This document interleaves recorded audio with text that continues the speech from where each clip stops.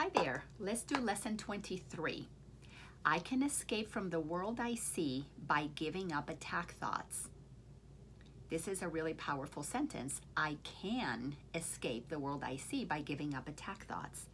The idea for today contains the only way out of fear that will ever succeed. The only way. It's telling us right here how to escape fear. Nothing else will work. Everything else is meaningless.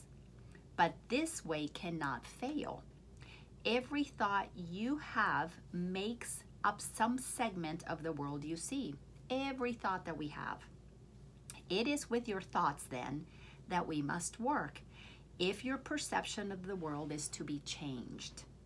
Let me read again the lesson. I can escape from the world I see by giving up attack thoughts. Very clear. That right there, that's all that we need to learn to do to be able to change the world that we're going to be experiencing. Paragraph 2. If the cause of the world you see is attack thoughts, you must learn that it is these thoughts which you do not want. You don't want the attack thoughts. There is no point in lamenting the world.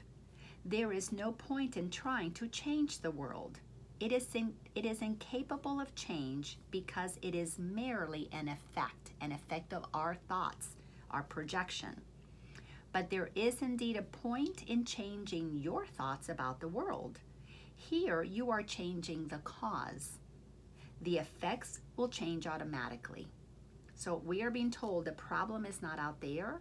We're attacking something out there that is really inside of our mind. So I can escape the world that I see by giving up attack thoughts. Stop attacking that, come into my mind, look at what I'm thinking, and then I'll project something different. Paragraph 3. The world you see is a vengeful world, and everything in it is a symbol of vengeance. Each of your perceptions of external reality is a pictorial representation of your own attack thoughts. One can well ask if this can be called seeing. Is not fantasy a better word for such a process, and hallucination a more appropriate term for the result? Probably.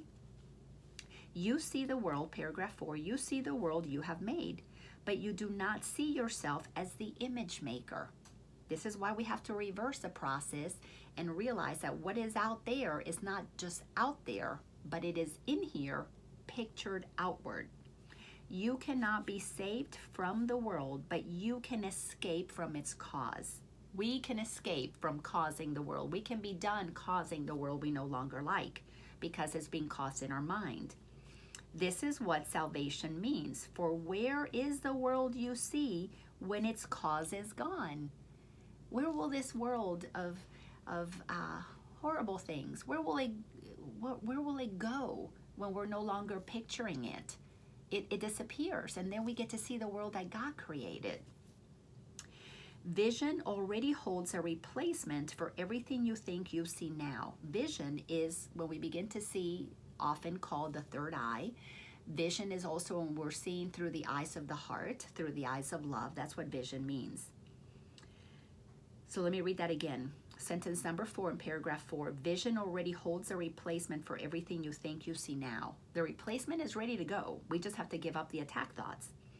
Loveliness can light your images and so transform them that you will love them, even though they were made of hate, for you will not be making them alone.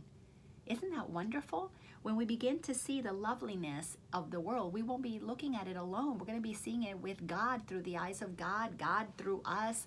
It's a beautiful thing. So paragraph 5. The idea for today introduces the thought that you are not trapped in the world you see because its cause can be changed. This change requires first that the cause be identified and then let go, so that it can be replaced. The first 2 steps in this process require your cooperation. The final one does not. Your images have already been replaced. By taking the first 2 steps, you will see that this is so. So let me break this down. 3 steps. The first step is identify the cause. So let me go back to the example of Ken being jealous of me, thinking that I am going to cheat on him. So instead, he cheated on himself by closing off, hating on me, and closing off and letting the love that we had basically be attacked and killed. So I had to identify the cause of my need to protect myself and then attack him. Because in my defending myself, what I was basically saying is you're wrong, which was an attack. So once I realized, oh, I'm just doing to him what I say he's doing to me. So I noticed that I was being defensive, attacking him, making him wrong, trying to prove myself right. So when I saw that attack thought, that was what it says in here first. The cause be identified. I'm attacking him. Then I had to let that go. That's the step number 2 that is spoken about here. First, that the cause be identified and then let it go. I had to decide, nope, I am not going to judge him. I am not going to defend myself. I am not going to try to prove him wrong. I am going to let it go. No more talking about that. No more trying to prove anything. Why? Because the first 2 steps in this process require my cooperation. I needed to identify my thought and then stop projectiling it towards Ken. The final one does not. So the cooperation of this 2 was crucial, but the final step does not require my cooperation. Your images have already been replaced. The minute I am no longer attacking and seeing him as guilty and I let that go, what is left but his innocence? His innocence is what's being revealed. So as I did not attack him, I would ask myself, then God, show me what is there. Well, if he is not this bad person, then what was he? He was this beautiful man that I fell in love with. So I got to see the love that was already there. I had to let go of my attack thoughts. And then God replaced them with thoughts that were real, with a vision that was real. Because the same man that I fell in love with was still there. I had the ability to choose to focus on his attacking thoughts or to focus on the love that was there, the innocence that was there that he couldn't feel because he was projecting something else on me. So let's go to paragraph 6. Besides using it throughout the day as the need arises, 5 practice periods are required in applying today's idea.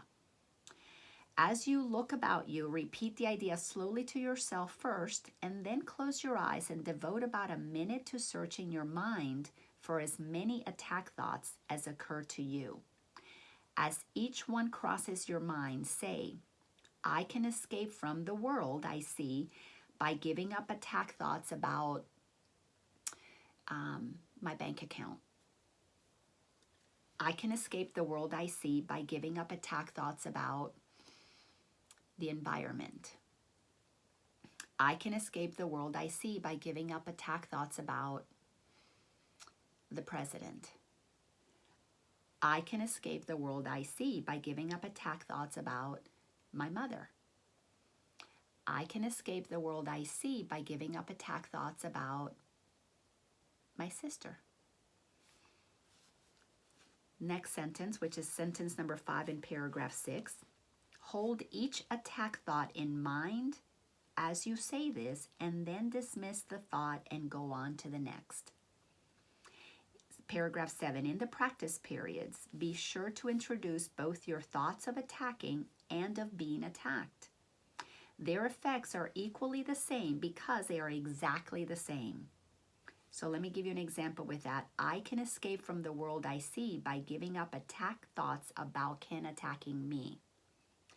I can escape the world I see by giving up attack thoughts about the government attacking me. I can give up the world that I see. I can escape the world that I see by giving up attack thoughts about I can't even think of one right now, about my friends not liking me. So go on to read paragraph 7 again.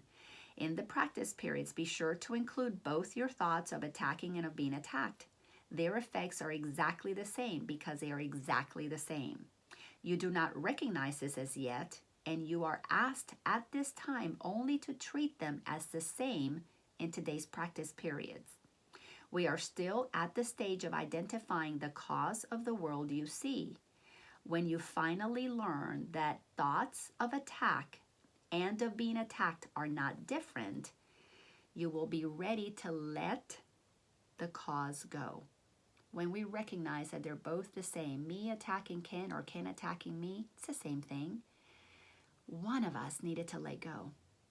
It would have been lovely if two of us let go, but at least one of us did. And in my releasing my need to be right about him attacking me, I stopped attacking him. Isn't that a beautiful plan? And then God's vision was revealed. Ken is just an innocent child, an innocent being, pretending that he's not that.